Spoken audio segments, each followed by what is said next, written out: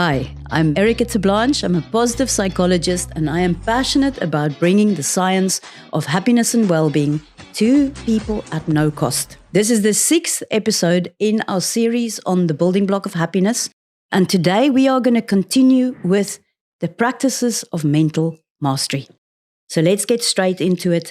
The second biggest skill of mental mastery is what to do with negative emotions when they arise. We are human beings. Negative emotions are a normal part of our human experience. Negative emotions are not the enemy. Chronic negative emotions are. So we all know that feeling when we get into a negative downward spiral. And when we repeat negative emotions and we become habitually angry or habitually resentful or habitually anxious, and it becomes our predominant response to life. This is where negative emotions do become a problem. But how to deal with negative emotions in a much more constructive and adaptive way, I'm going to teach the science of acceptance and commitment theory.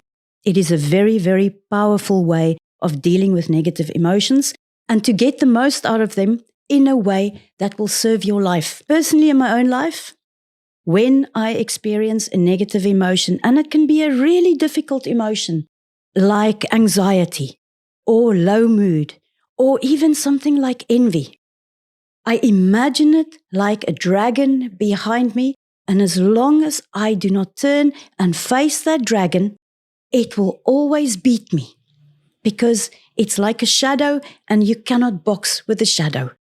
The way to fight with this and the way I deal with my negative emotions is the moment I become aware of them through journaling and other awareness practices, I turn around and I face the dragon.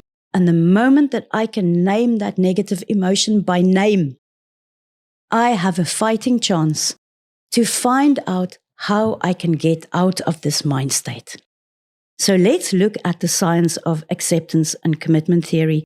I'm actually going to start with a poem by Rumi, the great Sufi poet. He says in his poem, The Guest House, invite them all, the good and the bad guests, the positive and the negative emotions. Because why?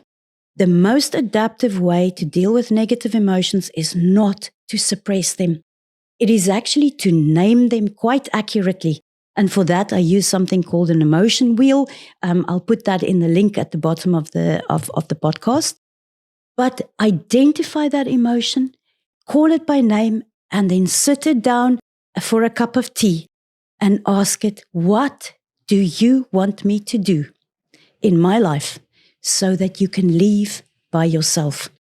In this way, we begin to treat negative emotions like data. It gives us information about the constructive action that we need to take in our life so that we don't get trapped in these patterns of rumination, and so that our negative emotion actually becomes a powerful resource in our life that drives us to constructive action, to move out of that negative emotion, and to get into what I'm going to talk about in the next episode, which is a powerful upward spiral of positive emotion. Negative emotions are not the enemy.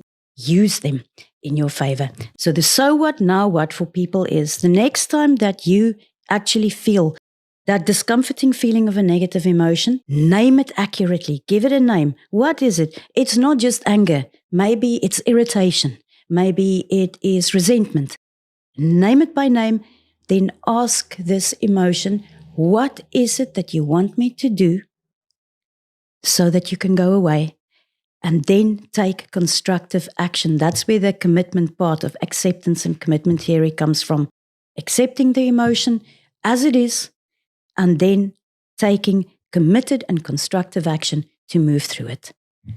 This is the practice. Go and use it. Thank you very much. Thank you for listening. In our next episode, we will talk about how to get into an upward spiral of positive emotion so that we can get into high performance states in our life. Thank you.